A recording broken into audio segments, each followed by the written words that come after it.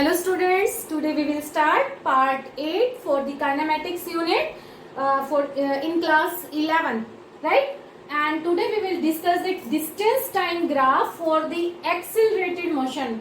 Last हमने जो graph discuss किया था वो हमने वीटी ग्राफ डिस्कस किया था in the uniformly accelerated motion, और आज हम डिस्टेंस टाइम ग्राफ करेंगे फॉर द एक्सिलरेटेड मोशन। ठीक है, तो हमें पता है कि जो x की वैल्यू होती है वो कैसे आप रिलेट करते हैं a के साथ। अगर आपको रिलेशन याद है तो a इक्वल टू हमने निकाला था dv बाय में dt और equal to D square X divide by में dt स्क्वायर।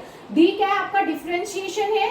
ठीक है, डी स्क्वायर क्या हो गया? आपके पास डबल डिफरेंशिएशन हो गया। और ये किस तरह से करते हैं ये हम सब लास्ट वीडियोस में कर चुके हैं, तो today we will not discuss on it. ठीक है, तो अब हमने ले लिया एक्स टी ग्राफ। जब आपके पास x जो है वो पॉजिटिवली इंक्रीज है, ठीक है, तो आपके पास a क्या रहेगा? आपका पॉजिटिव रहेगा। अगर आपका a पॉजिटिव है तो आप xt जो ग्राफ आपको मिलता है वो इस तरह का मिलता है, राइट? और अगर आपके पास a नेगेटिव है तो आपके पास xt ग्राफ इस तरह का मिलेगा। या आप कह सकते हो कि अगर xt ग्राफ आपको इस तरह का मिले, ठीक है, तो इसमें आपका एक्सेलरेशन क्या हो जाएगा? नेगेटिव हो जाएगा। ठीक है, इसमें आपका a इक्वल टू 0। ठीक है, a इक्वल टू 0। देखिए आपकी जो x है वो आपकी यूनिफॉर्मली इंक्रीज है, यूनिफॉर्मली इंक्रीज।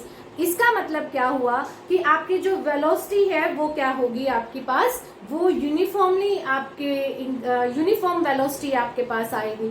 यूनिफॉर्म अगर वेलोसिटी है या स्पीड है तो एक्सेलरेशन की वैल्यू क्या हो जाएगी? वहां पर 0 हो जाएगी। ठीक है, यहाँ पर आपके पास जो वेलोसिटी है वो आपके पास इंक्रीजिंग ऑर्डर में आएगी। ठीक है, जो भी चेंज जो भी हुआ तो चेंज इन वेलोसिटी वो क्या है? यहाँ पर आपके पास पॉजिटिव है। या आप कह सकते हो कि v माइनस में u जो है वो यहाँ पर भी क्या है? आपका पॉजिटिव। तो एक्सेलरेशन भी क्या रहेगा आपका? इसमें पॉजिटिव रहेगा। लेकिन यहाँ पर देखिए जो आपका ये नीचे की तरफ जो ग्राफ आ रहा है ये क्या शो कर रहा है कि इसमें आपके पास जो वेलोसिटी आएगी या change in velocity v minus you वो क्या आएगा? आपका नेगेटिव आएगा। अगर v माइनस यू आपका नेगेटिव आ रहा है तो इसका मतलब क्या हुआ कि a आपका क्या आएगा? इसमें नेगेटिव आएगा। यहाँ पर जो आपके पास v है वो यूनिफॉर्म, वो क्या है आपके पास? यूनिफॉर्म। और अगर यूनिफॉर्म वेलोसिटी है, v आपके पास कांस्टेंट है, तो इसका मतलब a क्या हो जाएगा? आपका 0 हो जाएगा। ठीक है, तो ये था आपका डिस्टेंस टाइम ग्राफ। अब मैं अगर आपको कांस्टेंट एक्सेलरेशन का ही ग्राफ बना के दिखाऊं, at graph for the constant acceleration, तो वो किस तरह से बनेगा? देखिए at ग्राफ, ये आपके पास इधर a है, ठीक है, इधर आपके पास t। a अगर आपका कांस्टेंट है तो किसी भी टाइम अगर आप ऑब्जर्व करेंगे तो a आपको क्या रहेगा? सेम ही मिलेगा। सपोज करो आपका t इक्वल टू 0 पर ये आपके पास a था, ठीक है, एक्सेलरेशन, राइट? तो यहां पर जब आपके पास t इक्वल टू t1 हो गया तब भी क्या है आपके पास? Acceleration same. जब आपके पास t इक्वल टू t2 हो गया तब भी आपके पास क्या है? एक्सेलरेशन सेम है। तो ये आपका जो at ग्राफ है, at ग्राफ ये आपका किसके लिए है? For the constant acceleration, right? एक चीज और याद रखना कि जब आपके पास at ग्राफ आप निकाल रहे हो फॉर द कांस्टेंट एक्सेलरेशन के लिए, तो आपका जो एरिया अंडर द कर्व है, एरिया अंडर द कर्व है, ये आपको क्या देगा? ये आपको चेंज इन वेलोसिटी देगा। देखिए हमें पता है कि change in velocity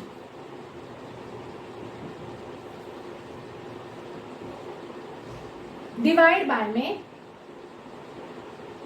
change in velocity divide by में टाइम टेकन,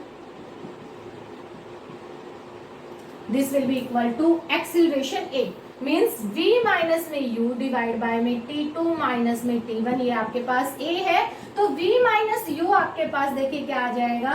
a इंटू में t2 माइनस में t1 आ गया, राइट? क्लियर? अब यहाँ पर देखिए ये जो area under the constant acceleration है a b c d, ठीक है, for the time t1 to t2 interval आप ले लो। ठीक है, तो यहां पर इसका एरिया किसके इक्वल होगा? एरिया अंडर दी AB, ठीक है, इक्वल टू एरिया ऑफ ये पॉइंट सी, ये पॉइंट डी, तो ए बी सी डी के इक्वल। ठीक है, तो area of A B C D किसके इक्वल हुआ आपके पास? सी इंटू में डी इंटू में ए डी। ठीक है, ए डी क्या है आपके पास? ए है, और सी डी क्या है आपके पास? T2 माइनस T1 है, तो T2 माइनस में T1 इंटू में ए, और ये वैल्यू किसके इक्वल हमने शो की हुई है कि ये तो क्या है? V माइनस यू है। तो इसका मतलब एरिया अंडर दिस क्या आ गया आपके पास? V माइनस यू, और V माइनस यू क्या होता है आपका? चेंज इन वेलोसिटी होता है। सपोज करो हम कहते हैं कि V और U आपका इक्वल है। ठीक है, इनिशियल वेलोसिटी जितनी थी उतनी ही आपके पास फाइनल वेलोसिटी है, तो V माइनस यू आपका क्या हो जाएगा? जीरो हो जाएगा। ठीक है, तो ये जो एरिया है ये आपका क्या हो गया? जीरो हो गया। ठीक है, एक्सेलरेशन क्या हो गया आपका? जीरो हो गया, क्योंकि V इक्वल टू यू, इसका मतलब वेलोसिटी क्या हो गई आपकी? कांस्टेंट हो गई, यूनिफॉर्म हो गई, और यूनिफॉर्म वेलोसिटी में एरिया एक्सेलरेशन क्या होता है? जीरो होता है। Right, clear? और अगर आप कहते हो कि इनिशियल वेलोसिटी जीरो है, हमारे पास सिर्फ फाइनल वेलोसिटी है, तब आपके पास क्या हो जाएगा? u इक्वल टू जीरो हो जाएगा। ठीक है, तो u अगर आपके पास जीरो, तो a इंटू में T2 माइनस में T1, ये आपके पास किसके इक्वल आ गया? v के इक्वल आ गया। और ये क्या है आपका? Area under of the A B C. अब हम लोग फाइंड आउट करेंगे equation of motion by the calculus method. हमने जो पीछे equation of motion find out की थी वो हमने की थी by find out the area under the VT curve for the uniformly accelerated motion में। ठीक है, तो हमने तब अलग मेथड यूज किया था। वैसे आती नहीं है एग्जाम में कि इस मेथड से करो या इस मेथड से करो, by any method you can do, but आपको पता होना चाहिए। तो सबसे पहले आपको इंटीग्रेशन यहाँ पर पता होना चाहिए, क्योंकि कैलकुलस मेथड जो है वो इंटीग्रेशन मेथड से रिलेटेड है। सपोज करो, देखो हमने जो डिफरेंशिएशन किया था, सपोज करो फंक्शन ऑफ एक्स क्या है आपके पास? एक्स की पावर n है, तो डी एफ एक्स हमने क्या निकाला था? अगर आपको याद है, n आगे ले लिया था और n में से -1 कर दिया था अपने पावर में से। ठीक है, बट अगर इसी का ही मैं इंटीग्रेशन लेके चलूं तो इंटीग्रेशन कैसे निकालेंगे आप? एफ एक्स, ठीक है, तो इसका इंटीग्रेशन ये, और ये आपके पास x की पावर n dx। इसको नोट डाउन करके रखना, क्योंकि ये फॉर्मूले जो है अभी ये वाला जो पोर्शन है आपके 12th में आएगा, अभी नहीं आएगा। ठीक है, तो आपको लेकिन पता होना चाहिए फिजिक्स में, क्योंकि बार बार इनकी नीड होगी। तो इंटीग्रेशन के लिए ये आपका सिंबल होता है। ठीक है, अब इसमें कैसे इंटीग्रेशन निकालते हैं? जो आपका यहाँ पर है dx, ठीक है, इसका मतलब आपको उसी के रिस्पेक्ट में इंटीग्रेशन निकालना है, और x की पावर अगर n है तो इसका इंटीग्रेशन होगा x की पावर n प्लस में 1 डिवाइड बाय में n प्लस में 1। ओके, सपोज करो मेरे पास सिर्फ यहाँ पर dx है, मुझे dx का इंटीग्रेशन करना है। dx का मतलब क्या हो गया कि यहाँ पर x की पावर 0 हम कंसीडर कर सकते हैं, क्योंकि किसी की भी पावर अगर 0 हो तो इसका मतलब उसकी वैल्यू क्या होती है? 1 के इक्वल। तो x की पावर 0 मतलब 1, तो मैंने 1 की जगह क्या पुट कर लिया? x की पावर 0। तो ये इसका इंटीग्रेशन क्या हो जाएगा? x की 0 प्लस 1 डिवाइड बाय में 0 प्लस 1 इक्वल टू x। ठीक है, तो ये आप नोट डाउन कर लीजिए, फिर हम चलते हैं। सो देखिए, इक्वेशन ऑफ मोशन,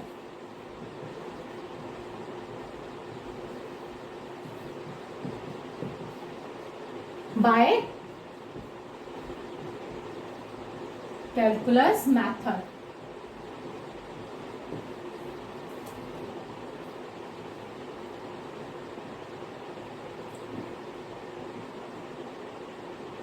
ठीक है,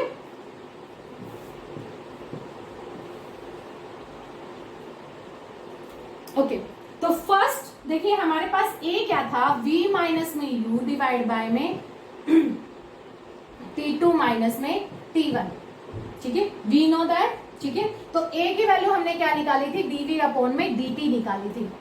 क्लियर? dt को इधर ले आइए तो a dt क्या हो गया आपके पास? dv आ गया। एक चीज और याद रखना कि कभी भी अगर आपका लेफ्ट हैंड साइड और राइट हैंड साइड दोनों तरफ अगर डिफरेंशिएशन आ जाए तो उससे फटाफट फटाफट से नेक्स्ट स्टेप जो है वो आप क्या करोगे, इंटीग्रेशन करोगे, उसके अलावा कोई और सॉल्यूशन नहीं होता है। ठीक है, इंटीग्रेशन जो होता है उसका एक और मीनिंग मैं बता देती हूँ, समेशन फॉर दी होल।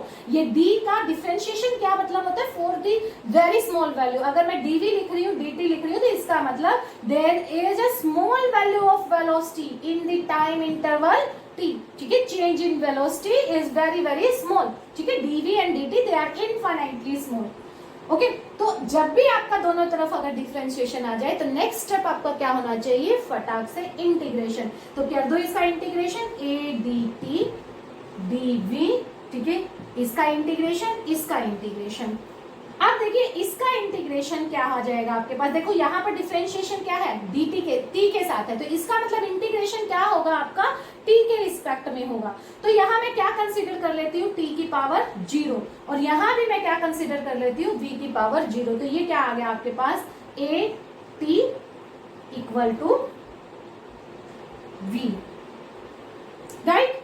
अब इसमें हमें लगानी होती है इंटीग्रेशन लिमिट भी। लिमिट क्या होती है कि कोई भी क्वांटिटी आपकी कहां से कहां तक रेंज कर सकती है, इनिशियल क्या है और फाइनल क्या है। आपका यहाँ पर टाइम के रिस्पेक्ट में है, ठीक है, तो यहाँ पर टाइम की वैल्यू 0 से लेके t तक आपकी इंक्रीज हो सकती है। ये आपका डिफरेंशिएशन यहाँ पर इंटीग्रेशन के अंदर जो है वो v का है। तो v वेलोसिटी, वेलोसिटी क्या हो सकती है आपकी, इनिशियली u से लेके और v तक हो सकती है। अब देखो इनका जो आप लिमिट पुट करोगे वो किस तरह से करोगे, यहाँ नीचे 0, यहाँ ऊपर t, और इसमें भी सेम आपका क्या आ गया, u और v। इसी तरह से आपको एक लाइन लगा के तब आपको करना है। ओके, तो किसी की भी अगर आप लिमिट लगाओ, सपोज करो मैं यहाँ पर v की लिमिट u से लेके v तक कर रही हूँ, तो इसका आंसर क्या आएगा, एक बार तो इस वैल्यू में आपको ये अपर लिमिट पुट करनी है और एक बार इसकी जगह क्या करनी है, माइनस करके ये लोअर लिमिट आपको पुट करनी है। तो ये क्या आ जाएगा आपके पास, v माइनस में u। दोबारा समझिए, जो अपर लिमिट है पहले वो पुट करेंगे, ठीक है, इस वाले फंक्शन की जगह, और माइनस में फिर जो लोअर लिमिट होगी वो आप पुट करोगे। तो यहाँ आंसर कितना आ गया आपके पास, v माइनस में u। सेम इसी तरह से इसमें आप करोगे, देखो a और ये जो वैल्यू है, लिमिट है, वो किसमें पुट करोगे आप, इस t में करोगे, क्योंकि ये t की वैल्यू दी हुई है। तो ये क्या आ जाएगा आपके पास, a t माइनस में 0 इक्वल टू v माइनस में u, राइट। तो ये आपके पास कॉन्सेप्ट आ गया। तो यहां से आप क्या लिखोगे, यहां से आपके पास आ गया a t equal to v minus में u। ठीक है, a t equal to v minus में u। तो यहां से a की वैल्यू क्या आ गई आपके पास, v माइनस में u अपॉन में t, और आप लोग यहां से कर सकते हो v equal to u plus में at। तो ये आपके पास इक्वेशन 1 आ गई। ठीक है, जो स्टार्टिंग आपको करनी है, एक चीज ध्यान रखना, ये डायरेक्ट आप लिखना है यहाँ पर dv बाय dt। ठीक है, तो ये आपके पास इक्वेशन 1 आ गई। अब हम चलते हैं इक्वेशन 2 की तरफ। ठीक है, अब सेकंड इक्वेशन ऑफ मोशन निकालते हैं। ठीक है, हमें पता है v की वैल्यू क्या है, dx बाई dt। यहां से हम लोग डिस्टेंस या फिर डिस्प्लेसमेंट निकालेंगे। तो ये क्या आ गया आपके पास, v dt equal to dx। v की वैल्यू पुट कर दीजिए यहाँ बाय द इक्वेशन 1। तो ये क्या आ गया, u प्लस में a t dt equal to dx। दोनों तरफ डिफरेंशिएशन, तो इसका मतलब नेक्स्ट स्टेप क्या होगा आपका, इंटीग्रेशन लेना। तो इंटीग्रेशन ले लीजिए, u प्लस में a t dt equal to dx, और इंटीग्रेशन इसमें आपके पास देखो डिफरेंशिएशन यहाँ t के रिस्पेक्ट में है, तो लिमिट किसकी जाएगी, t की लिमिट 0 से t तक हो सकती है। यहाँ लिमिट किसकी जाएगी, x की, तो x नोट से लेके x तक आपके पास आ गया, राइट। अब इसको सॉल्व कीजिए, ये आपके पास u इंटू में dt, इसको क्या लिख सकते हो, u dt प्लस में a t dt। ठीक है, ये आप लिख सकते हो। अब u dt का इंटीग्रेशन करो, u dt का इंटीग्रेशन, dt है यहाँ पर लेकिन t नहीं है, तो इस पे क्या कंसीडर कर लो कि t की पावर 0 है। तो ये आपके पास क्या हो गया, यहाँ से u t प्लस में 1/2 a t का स्क्वायर, और लिमिट 0 से t तक इक्वल टू ये आपके पास आ गया इंटीग्रेशन x और लिमिट x नोट से लेके x तक, ठीक है। लिमिट पुट कर दीजिए, लिमिट अगर पुट करोगे तो ये क्या आ गया आपके पास ut प्लस में हाफ at का स्क्वायर, ठीक है, इक्वल टू x माइनस में x naught. x minus x note क्या आ जाएगा आपके पास, डिस्प्लेसमेंट या फिर डिस्टेंस। तो आपके पास सेकेंड इक्वेशन आ गई s equal to ut plus में हाफ at का स्क्वायर, ठीक है। This is the equation 2, right. अब हम करेंगे थर्ड इक्वेशन। थर्ड इक्वेशन क्या थी, देखो याद करो, v square minus u square equal to 2as। वो भी हम इसी इक्वेशन से फाइंड आउट करेंगे, लेकिन इसमें थोड़ा सा चेंज कर देंगे। कैसे,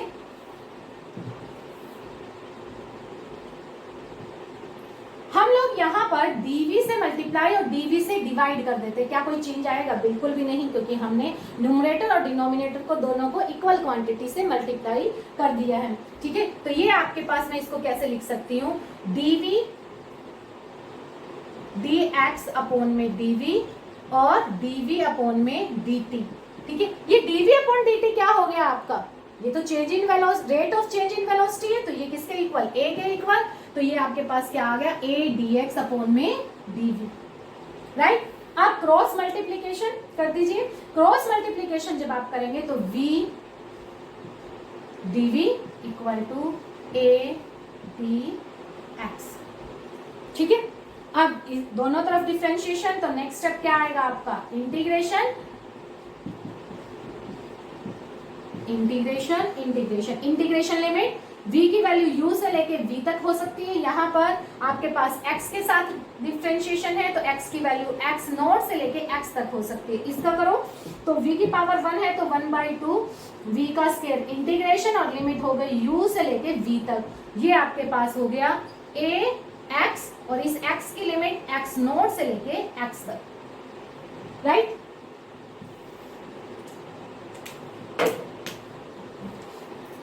अब लिमिट पुट कर दीजिए इसमें, तो ये क्या आ गया आपके पास, 1/2 v स्क्वायर माइनस में u का square equal to a x minus में x naught. x minus x naught वही आपका सेम डिस्टेंस या फिर डिस्प्लेसमेंट, तो ये क्या आ जाएगा आपके पास, as, ठीक है। इस 2 को भी उधर ले जाइए, तो ये आपके पास क्या बन गई, v स्क्वायर माइनस में u square equal to 2as।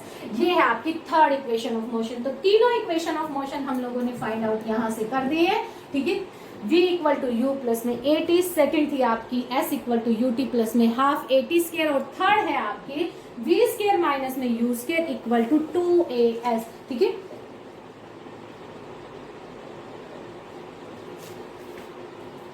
तो आज के लिए इस वीडियो में इतना ही। If you like it then subscribe my channel. Thank you.